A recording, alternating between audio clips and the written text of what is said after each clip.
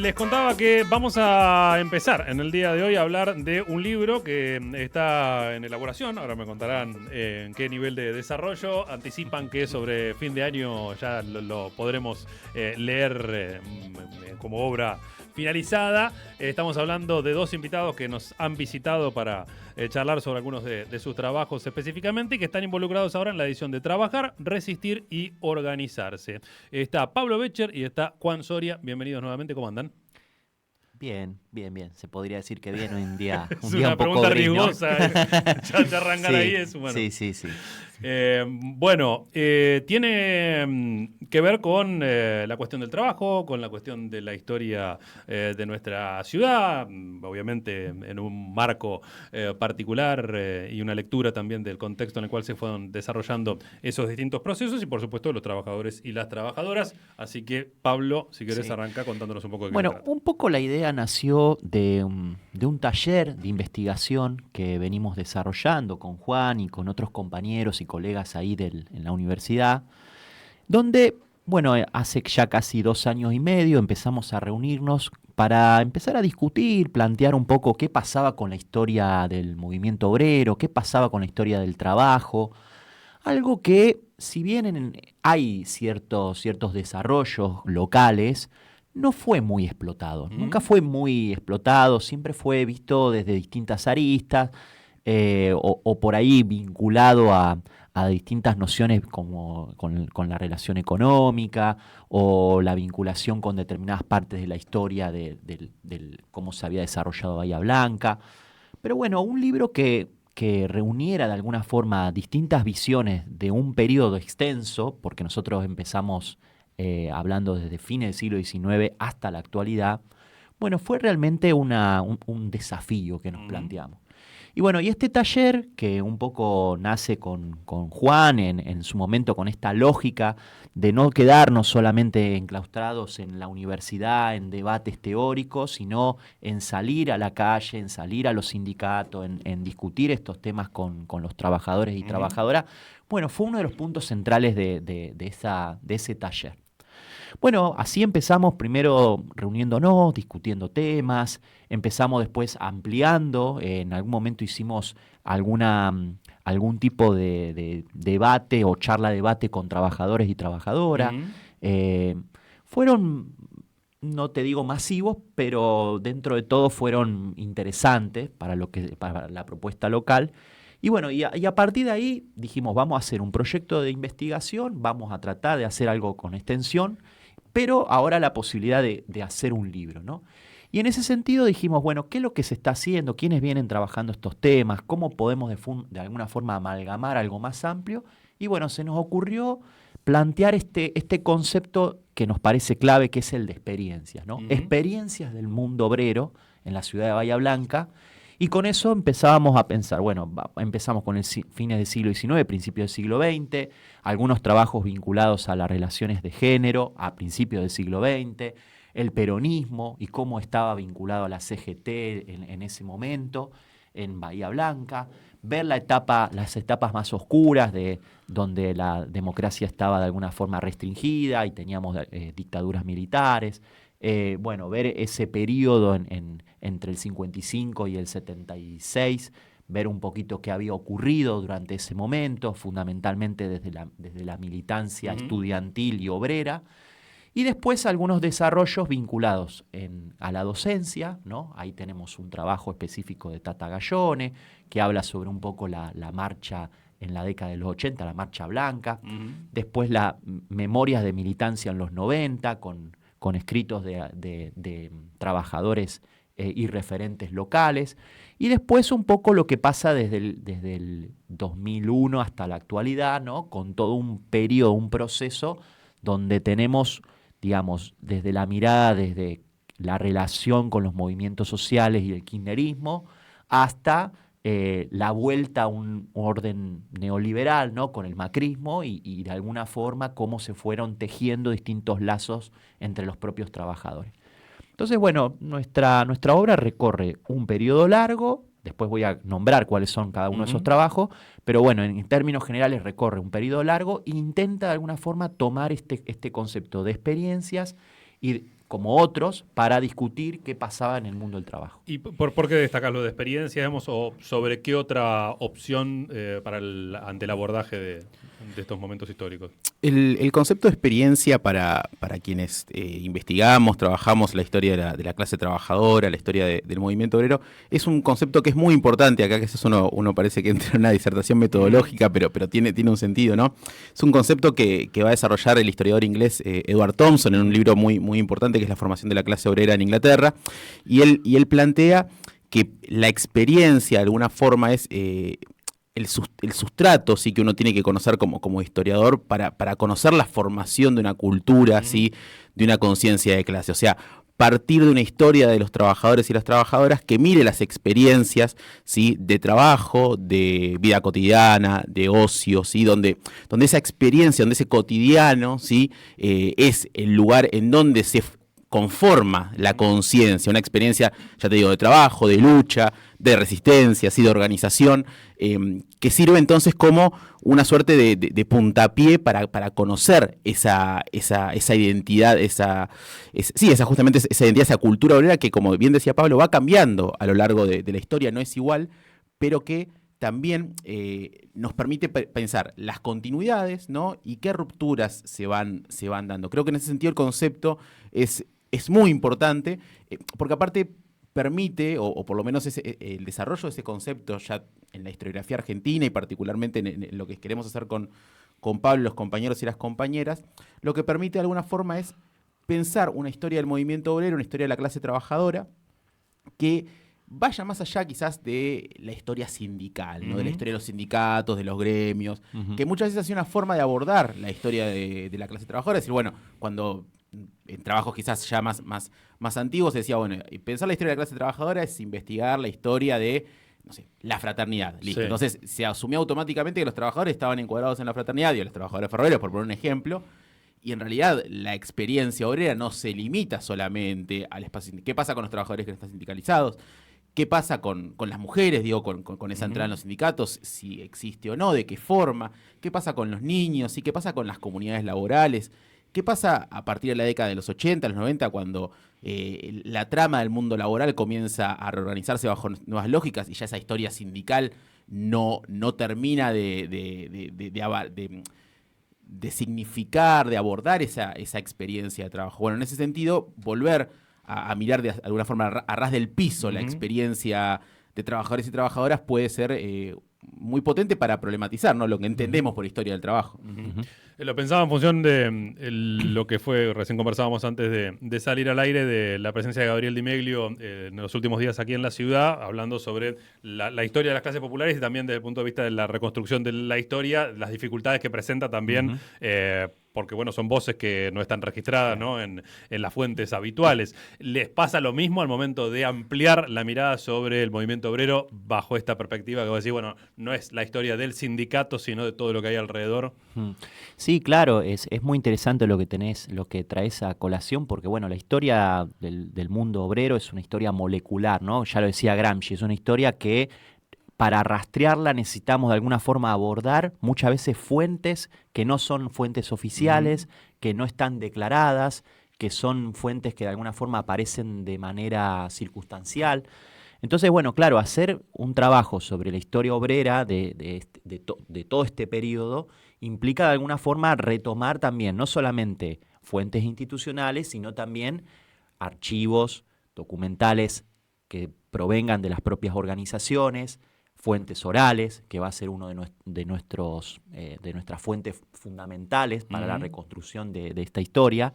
Y bueno, y también una mirada que ofrezca de alguna manera una alternativa a toda la historia oficial, ¿no? La historia más a veces institucionalista que se ve desde el conflicto laboral, para tratar de ver una historia que nos permita ver las experiencias.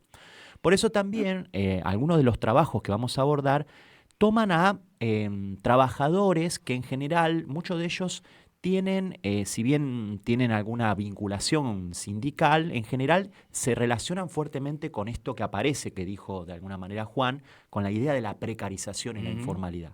Entonces, por ejemplo, vamos a tomar a los cartoneros, vamos a tomar a trabajadores informales que no tienen vinculación con determinados gremios y que trabajan, por ejemplo, de manera tercerizada. Va a haber un trabajo sobre digamos, los trabajadores de la construcción, que estamos viendo si eso también va a tomarse como memorias, memorias de los trabajadores de la construcción, que no tenemos registros oficiales de la UOCRA, o sea, básicamente porque se destruyeron. Claro. Y bueno, y tomar también, como los trabajos que hoy nos va a comentar Juan, tomar fuentes, en todo caso, que no han sido de alguna manera vinculadas a la historia oficial, ni tampoco han sido trabajadas, como va a ser el trabajo de Eva Levantesi y Natalia Fanduzzi, sobre la historia vinculada a los congresos feministas de principios del siglo XX. Entonces, bueno, a mí me parece que un poco esta obra va a tratar de llenar un vacío, si podemos decirlo así, de algo que Bahía Blanca de alguna forma puede ofrecer. Siempre se ha dicho que Bahía Blanca tiene una historia negativa, una historia un tanto gris, ¿no? Como que no nos permite ver lo que pasó con el mundo obrero, y en realidad sí, hay una historia obrera muy fuerte, de mucha resistencia, de mucha lucha, que no ha salido tanto a la luz, y fundamentalmente desde antes de la dictadura, ¿no? Porque por ahí con la dictadura militar y los 90 sí tenemos mucho más registro, pero de antes de la dictadura estos trabajos van a reponer ese vacío, como el trabajo que viene desarrollando José Marcilese también, él desde una mirada más institucionalista, pero también desde una mirada crítica de los gremios. Entonces él va a hablar un poco de cómo estaba formada la CGT, qué características tenía, qué vinculaciones con el movimiento obrero local. Una cosa interesante durante el peronismo en su desarrollo pleno. Y bueno, y las compañeras Lucas Cuenca y Lorena Savioli van a trabajar, por ejemplo, las estrategias del sector trotskista en Bahía Blanca durante la década del 60. Entonces van a ver también la militancia estudiantil y los vínculos que había con la universidad y con el movimiento obrero durante una época donde eso era bastante aceitado.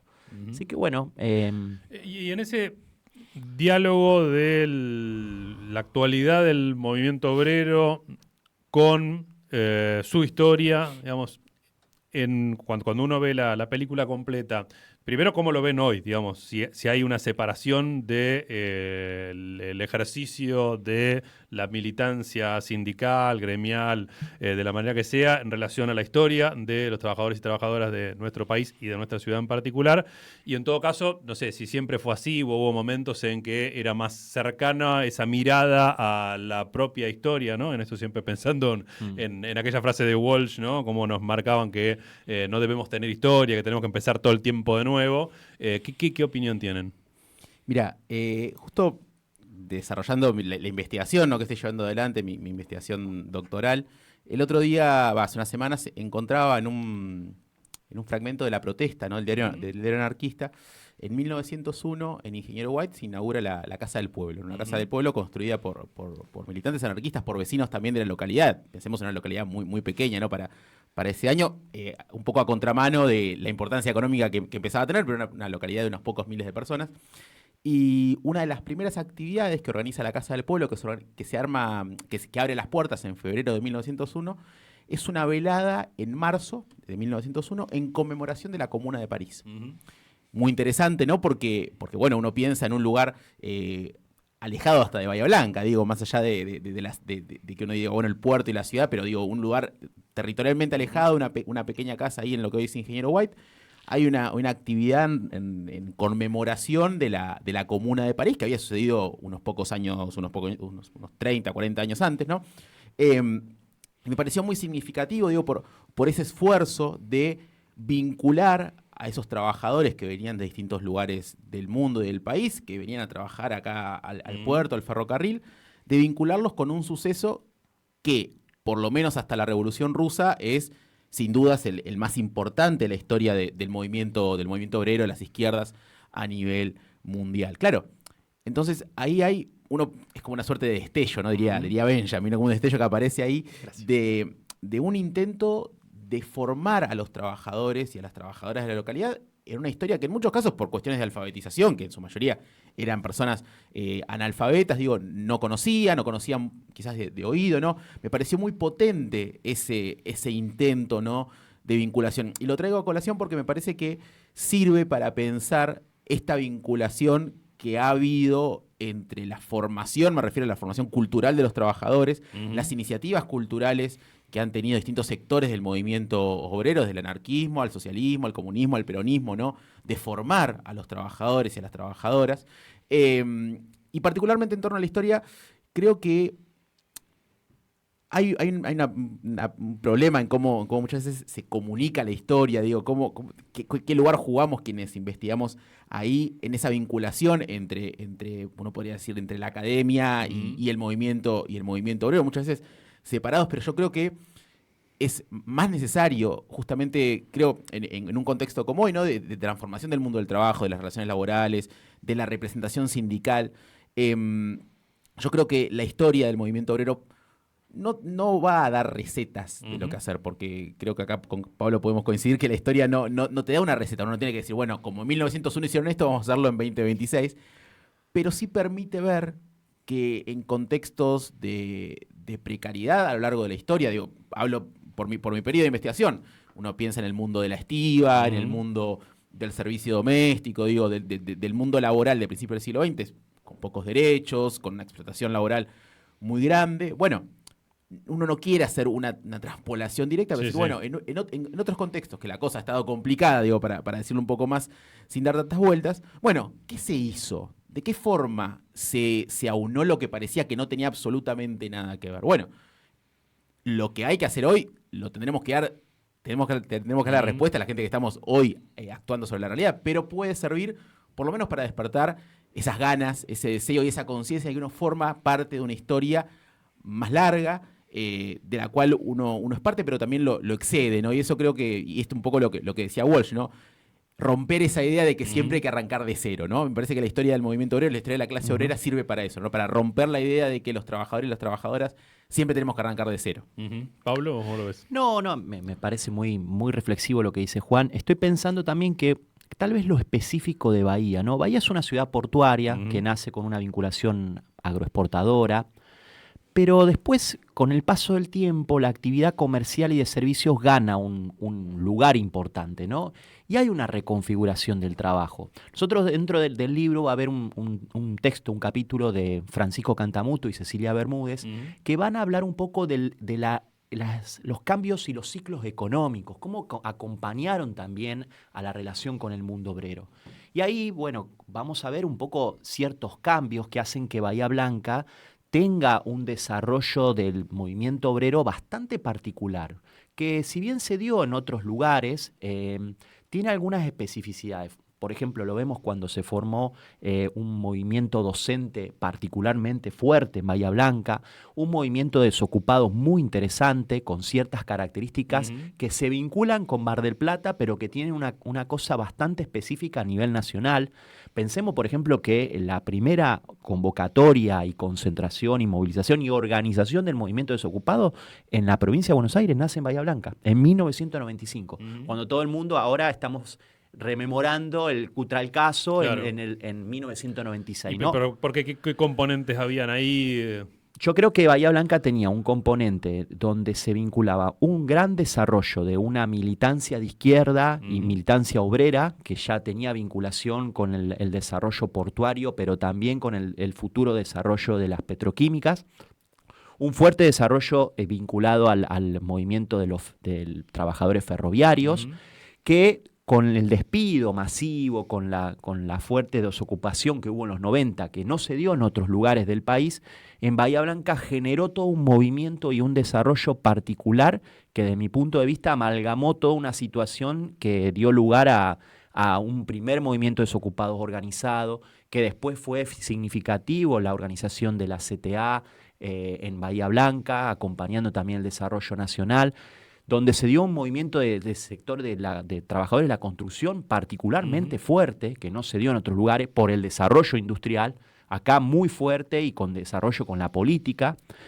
Y bueno, y después claramente en los años del kirchnerismo vemos una reconfiguración que tiene que ver con un gran desarrollo del sector de servicios y comercio, que bueno, que hoy son sectores que mueven en gran parte la vinculación con el trabajo. Más allá de las diferencias que tengamos o no en términos de estrategia sindical, son hoy sindicatos y organizaciones que hoy son los más significativos de la ciudad, el sector de comercio. Claro.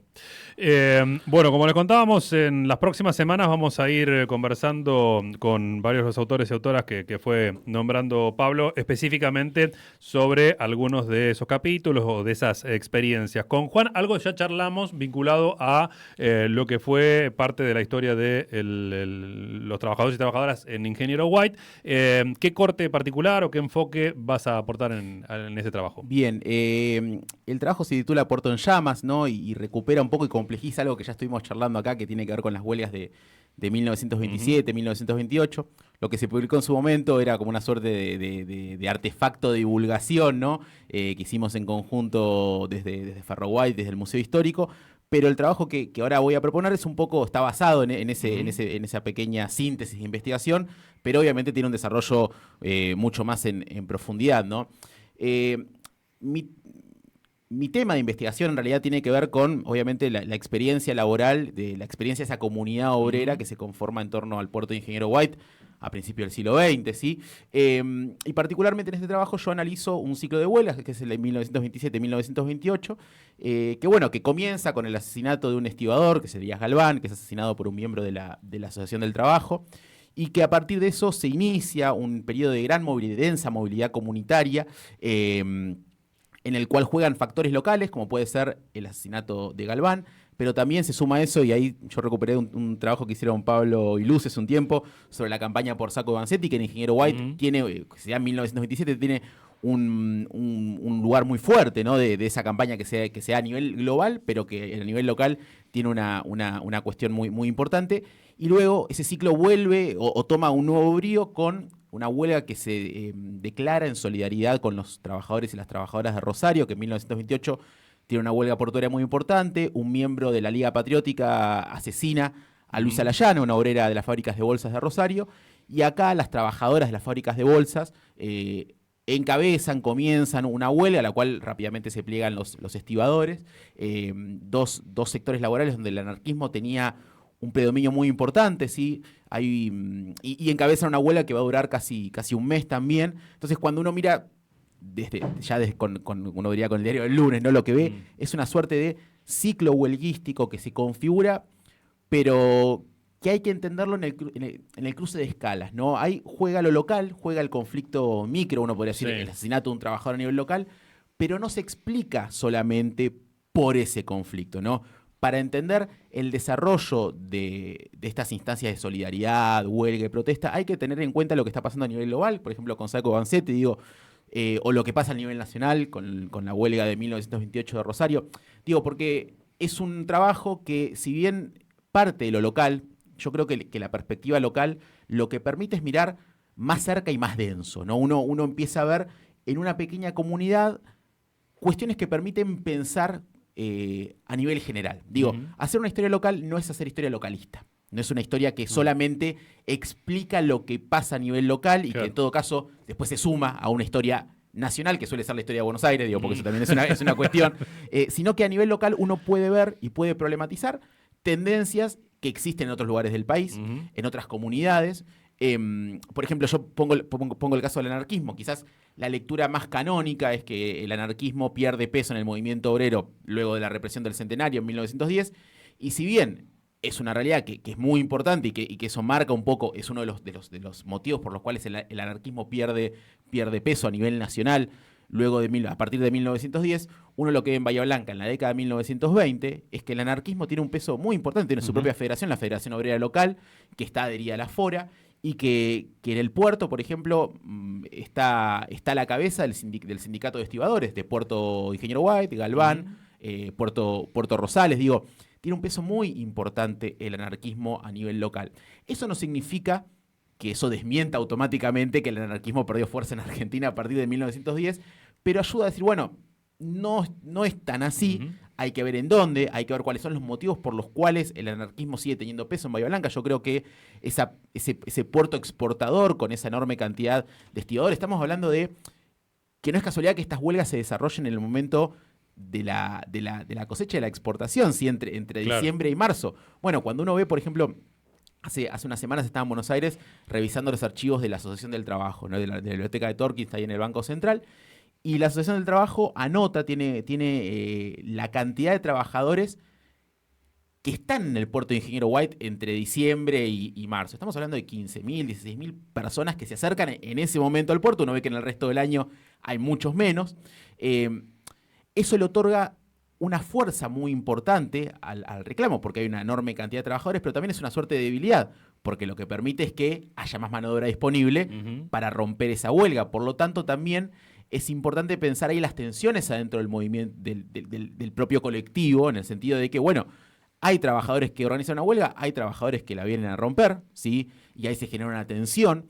Pero no solamente estas huelgas se sostienen por la propia iniciativa de estibadores o bolseras, sino que también hay una comunidad que acompaña, por ejemplo, el funeral de Galván, que se transforma en una suerte de instancia de movilización y de reclamo. El funeral es luego el día después del asesinato de Galván, el 19 de febrero, se organiza un funeral que va desde Ingeniero White hasta el puerto de Bahía Blanca, y hay más de 300 personas que acompañan ese funeral, ¿no? Claro. Que va desde ahí de la zona de las colonias hasta el puerto, ¿no? Llevan hasta el cementerio, llevan el claro. ataúd de la persona y... Exactamente. Ese tipo de rituales, de nuevo, que es un ritual de expresión del dolor y de la tristeza, pero también una suerte Político, de claro. declamación política, no se explican sin una fuerte solidaridad comunitaria que se construye en el mundo del trabajo, pero también se construye en el barrio, se construye en la fonda, se construye en el café. Yéndome un poquito más para atrás, ¿no? Pero tiene que ver con todo esto. Hace poco estaba revisando, por ejemplo, las cédulas del censo de 1895 en el puerto de Ingeniero White, Sí. ¿no? Es una población que para ese censo calcula unas 500, 600 habitantes fijos. Pensemos que al puerto iba mucha gente que también vivía en Bahía Blanca, que vivía en la zona, o sea, que iba y venía, por lo tanto, no refleja quizás la cantidad de trabajadores que participaban el activamente. movimiento cotidiano, claro. Pero lo que uno ve, por ejemplo, es en las cédulas, claro, no tiene que seguir esta lógica, ¿no? Se censa a la persona que tenés al lado, ¿no? Como pasa quienes hemos estado en los censos, bueno, vas a una casa, vas a la otra. Claro, lo que uno ve es la cercanía, por ejemplo, de distintos oficios. Uno tiene herreros, caldereros que trabajan en el ferrocarril, pequeños comerciantes, estibadores, jornaleros, trabajadores de guinches y elevadores. Bueno, entonces lo que uno ve es que cuando uno, por ejemplo, analiza en paralelo las actas de nacimiento de la catedral, lo que uno ve es que uno es el cuñado del otro, es el padrino del hijo, que viven cerca. Entonces, claro, cuando uno piensa en esa experiencia obrera que decíamos, la tiene que empezar a partir del territorio. Cómo se construye, cómo se configura esa solidaridad.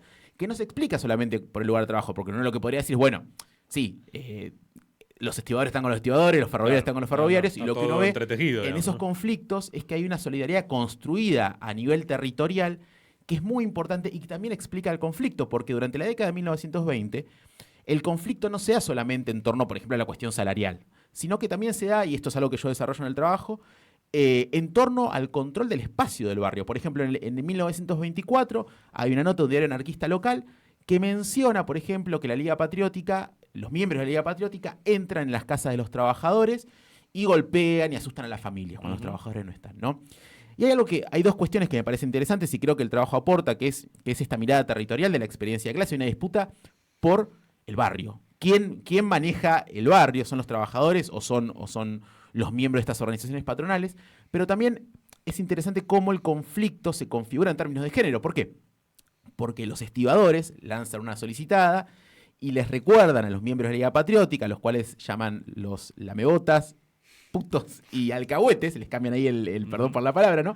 Les recuerdan que no sean poco hombres y que se vayan a entender con los estibadores, que son al fin y al cabo los que tienen que defender a sus familias, ¿no? Sí. Ahí se configura algo que es interesante para pensar a la experiencia obrera generizada, sexuada también, ¿no? Le otorga un lugar particular en las comunidades a los varones y a las mujeres, pero luego las mujeres, cuando participan en la huelga de 1928, claro, uno lee las crónicas de los diarios y dicen, estas trabajadoras de las fábricas de bolsas ahora aparecen en la huelga, pero los anarquistas, y me refiero a los anarquistas de la protesta, dicen, bueno, a ver, está muy bien que aparezcan, porque antes no aparecen en las reuniones de los sindicatos, habría que preguntarnos por qué, pero también mencionan algo que es muy interesante porque no dicen son las obreras, dicen, han aparecido en las asambleas las obreritas, las futuras madres, las niñas.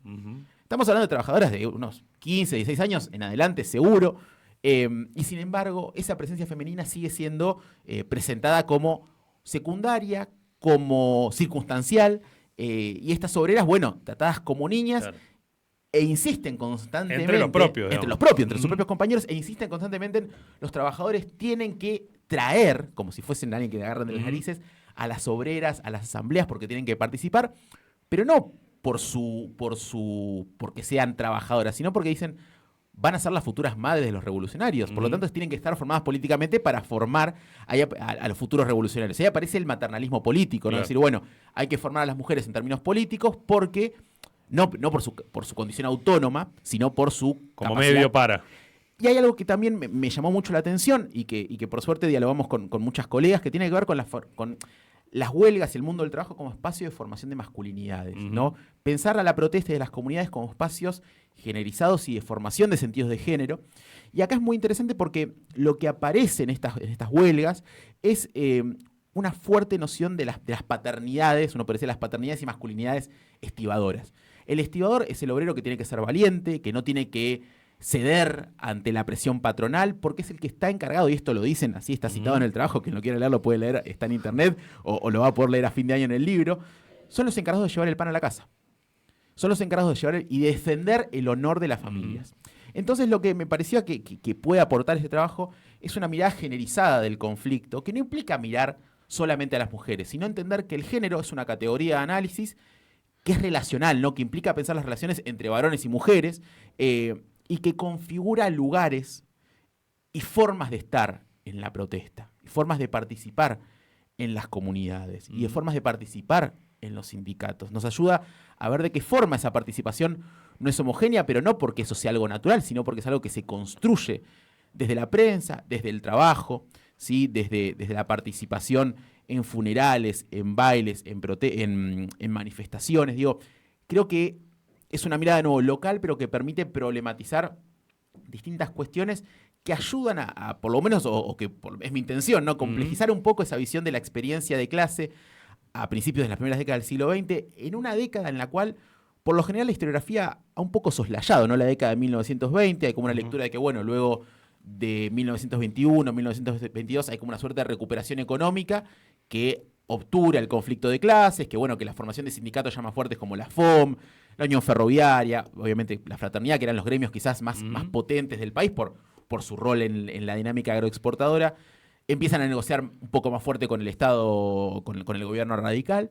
Y bueno, lo que uno ve a nivel local es que si bien eso está acompañado en Bahía Blanca, porque por ejemplo se funda la Unión Obrera Local, que es una central obrera sindicalista, sí, socialista, el peso de vertientes más yo no diría más radicalizadas o más combativas, sino con estrategias distintas frente al conflicto, sigue estando muy presente, por lo menos hasta finales de la década de 1920.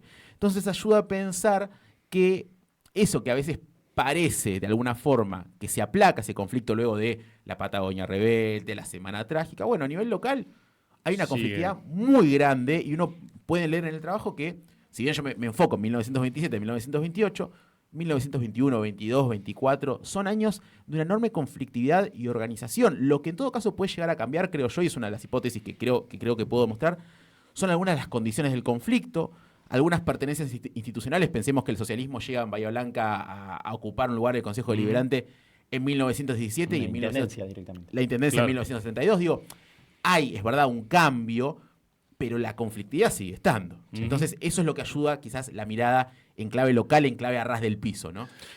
Un puerto en llamas, trabajo, género y conflicto en una comunidad obrera. Ingeniero White 1927-1928 es el capítulo de Juan. Invitamos también a buscar ahí en nuestro canal de YouTube la charla previa sobre esta misma línea. Y bueno, para ir cerrando, dejamos presentado entonces Trabajar, Resistir y Organizarse, experiencias del mundo obrero en Bahía Blanca. Vamos a ir charlando sobre cada uno de los capítulos. Cerrá si querés, Pablo, que te corté. No, bueno, en primer lugar, muchísimas gracias por brindarnos este espacio.